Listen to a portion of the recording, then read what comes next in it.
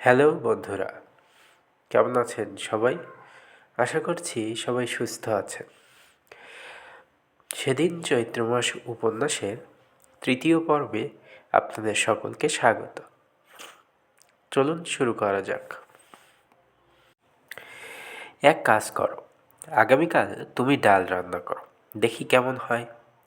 মানুষের সব ধরনের ট্রেনিং থাকতে হয়। জি স্যার। তোমার নাম বাবুল, তাই না? জি। এই দেখো, তোমার নাম মনে আছে।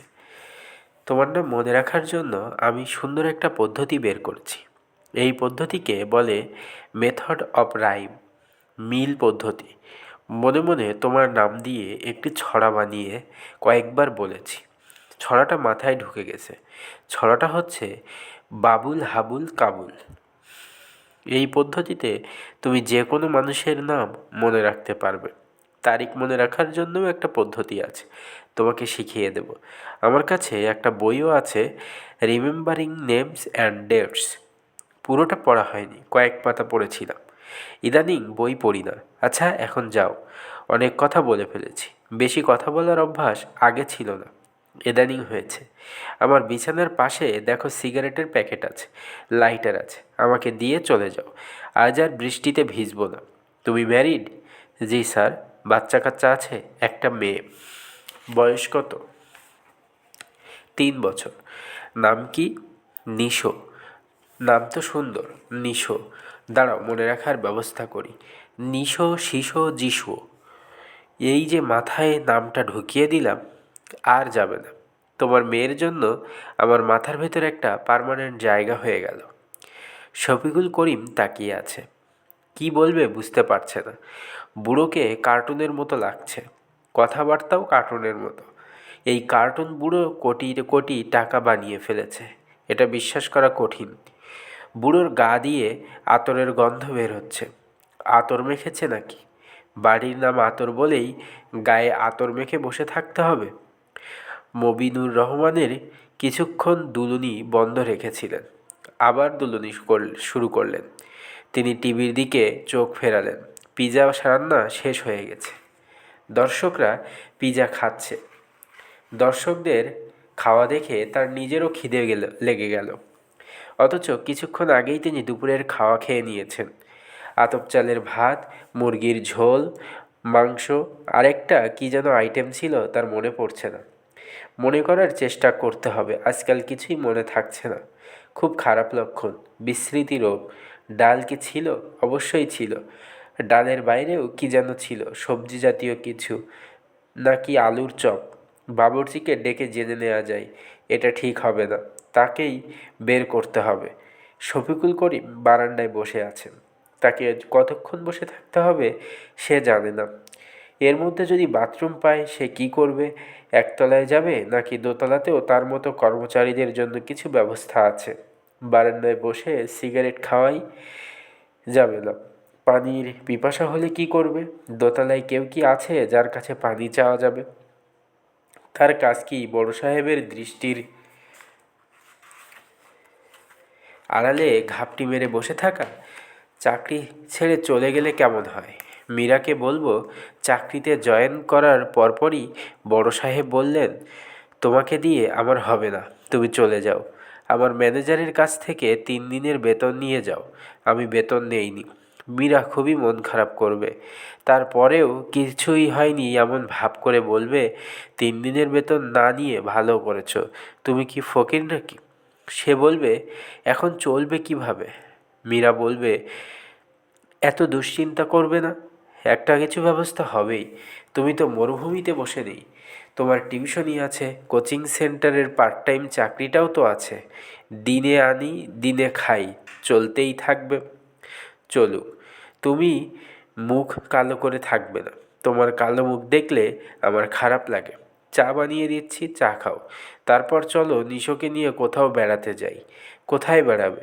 রিক্সা ভাড়া লাগবে না, রাস্তায় হাঁটবো। রাস্তায় হাঁটতে তো আর টাকা লাগবে না, চলো হাঁটি। চুপচাপ এক জায়গায় বসে থাকার সুবিধা হচ্ছে মনে মনে অনেক গল্প তৈরি করা যায়, গল্পকে নানা দিকে নিয়ে যাওয়া যায়। শফিকুল করিম এখন রাস্তায় হাঁটার দৃশ্য কল্পনা করছে। নিশো মাঝখানে, তার 2 হাত বাবা মাকে ধরে রেখেছে। বাবা মা দুজনই যেন তার ভালোবাসা সমানভাবে পায় এই বিষয়ে সে খুব হুঁশিয়ার। রিকশায় করে গেলে সে কিছুক্ষণ বসে মায়ের কোলে, কিছুক্ষণ বাবার কোলে। ভালোবাসা ভাগাভাগির ব্যাপারে তার হিসাব পরিষ্কার। কে একজন দূর থেকে তাকে দেখছে, সাদা প্যান্ট, সাদা শার্ট, মাথায় সাদা ক্যাপ। বাবুর্চি নাকি? ইংরেজি কায়দায় শেফ। শেফের পোশাক না পরে রাঁধতে পারে না এমন কেউ। তার অ্যাপ্রনের পকেটে কি থার্মোমিটার আছে? ডেক্সিতে থার্মোমিটার দিয়ে টেম্পারেচার দেখে নিল, খাতায় নোট রাখলো। বড় সাহেবের জন্য ইলিশ মাছের ঝোল রান্না করা হচ্ছে এই তাপমাত্রায়। বাবুর্চির সঙ্গে কথা বলা দরকার, তার সঙ্গেই ডাল রাঁধতে হবে।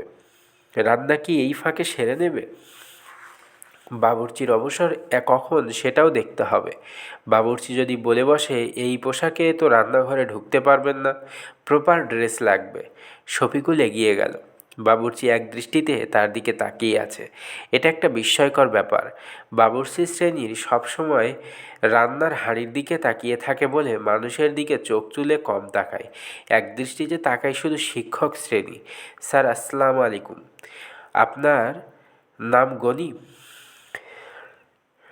আব্দুল গনি। শফিকুল করিম বলল, কেমন আছো গনি? স্যার, ভালো আছেন? অনেকক্ষণ বারান্দায় বসে আছেন। বারান্দাতেই আমার বসে থাকার কথা। টিভি রুম, সেখানে বসতে পারেন। লাইব্রেরি রুম আছে, সেখানেও বসতে পারেন। চা নাস্তা কিছু লাগলে আমাকে বলবেন। Thank you. গনি নামের বাবুর্চিকে ভালো লাগছে। নম্র ভঙ্গিতে কথা বলছে। বাড়ি মনে হয় যশোরের দিকে, ভাষা শুদ্ধ। আবুল গনি? জি স্যার। বড় সাহেব আমাকে ডাল রান্না করতে বলেছেন। উনি রেসিপি দিয়ে দিয়েছেন। আপনাকে কিছুই রান্না করতে হবে না। বড় স্যার কোনো কিছু মনে রাখতে পারেন না। আপনাকে একটা কথা বলে 5 মিনিট পরেই ভুলে যাবেন, তাই নাকি? জি। এত বড় বাড়িতে উনি একা থাকেন? ওনার সঙ্গে আমরা আছি। উনি একা এতিমখানায় বড় হয়েছেন। বাবা মা তা কেউ জানে না। টাকার পাহাড়ের উপর বসে আছেন। খরচ কে করবে তার ঠিক নাই। চা বানিয়ে দেই, খান। দাও। আপনার মনে হয় সিগারেট খাওয়ার অভ্যাস আছে। লাইব্রেরি ঘরে বসে খান। স্যার, লাইব্রেরি ঘরে কখনো আসেন না। উনি দিনরাত নিজের ঘরেই থাকেন, মাঝে মধ্যে বারান্দায় এসে বসেন। তুমি সাহেবের সঙ্গে কতদিন আছো? প্রায় 10 বছর। উনি কেমন মানুষ? বড় মানুষদের যেসব আজে বাজে সমস্যা থাকে, তার এসব কিছুই নাই। অন্তত আমি দেখি নাই। মদ না, মেয়ে মানুষ না, ভালো মন্দ খেতেও পছন্দ করেন না। খামাখাই টাকা রোজগার করলেন। আপনাকে মনে হয় স্যার ডাকছেন, শুনে আসুন। শফিকুল করিম অবাক হয়ে বলল, আমাকে কখন ডাকলেন? আমি তো কিছুই শুনিনি। আমি শুনেছি, আমার কান পরিষ্কার। দরজা ঠেলে বড় সাহেবের ঘরে ঢুকলো। বুড়ো এখন আগের জায়গাতেই আছে, টিভি চলছে, তবে বুড়োর চোখ বন্ধ। বাবুল? জি স্যার। কয়টা বাজে? 11:30। তার মানে তুমি প্রায় 1 ঘন্টা বারান্দায় বসেছিলে? জি স্যার। একজন যে কানে ধরে উঠবস করছে, এই দৃশ্য কি বারান্দা থেকে দেখা যায়? স্যার, আমি লক্ষ্য করিনি। দেখা যাওয়ার কথা। এরা ঘটনাটা এমন জায়গায় করবে যেন আমি দোতলা থেকে দেখতে পারি। শফিকুল করিম কিছু বলল না। কী বলবে সে? কি বললে বুড়ো খুশি হবে? চাকরি বজায় রাখতে হলে বুড়োকে খুশি রাখতে হবে। মাসে 12,000 টাকা, বিরাট ব্যাপার। কিস্তিতে সে ফ্রিজ কিনতে পারে। ফ্রিজের ঠান্ডা পানি নিশোর খুবই শখের ব্যাপার। তার চেয়েও বড় ব্যাপার বুড়ো বাবাকে সঙ্গে এনে রাখা। যে বাবা তাকে বাবুল নামে ডাকেন। মাঝে মাঝে শুধুই বাবু, ল বাদ পড়ে যায়। বাবা তাকে যে নামে ডাকেন, এই কার্টুন বুড়ো তাকে সেই নামে ডাকছে। এর চেয়ে কষ্টের আর কি হতে পারে? কার্টুনটাকে এই নাম বলা ঠিক হয়নি। বললেই হতো তার নাম শামসু বা ফজলু। বাবুল? জি স্যার। দাঁড়িয়ে আছো কেন? বসো, তোমার সঙ্গে কথা বলি। এই ঘরে দ্বিতীয় কোনো চেয়ার নেই। বসতে হলে মেঝেতে বসতে হবে, এটা বোধহয় নিয়ম।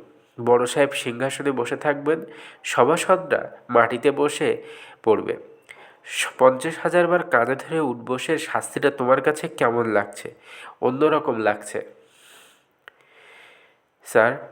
শাস্তির এই পদ্ধতি আমি শিখেছি বাবুপুরা এতিমখানায়। এতিমখানার প্রিন্সিপাল ছিলেন মুন্সি ইদ্রিস। তিনি সবসময় গায়ে আতর মাখতেন। আতরের নাম মেশকে আম্বর। আমিও মাঝে মাঝে মাখি। কেউ কোনো অপরাধ করলেই মুন্সি ইদ্রিস তাকে পশ্চিম দিকে ফিরে কাঁধে ধরে উঠবোস করতে বলতেন। শাস্ত্রীর মাত্রার উপর কাঁধে ধরে উঠবোসের সংখ্যা নির্ভর করত। এতিমখানার বাবুর্চিকে তিনি 50,000 বার কাঁধে ধরে উঠবোসের শাস্তি দিয়েছিলেন। সে চেষ্টা করেছিল 7,000 বার পর্যন্ত করেছিল। ইন্টারেস্টিং না? বন্ধুরা, আজ এই পর্যন্তই। পরবর্তী পর্ব আগামী দিন আপনাদের জন্য নিয়ে আসব। ততক্ষণ পর্যন্ত সবাই সুস্থ থাকবেন, ভালো থাকবেন। ধন্যবাদ সকলকে। শুভরাত্রি।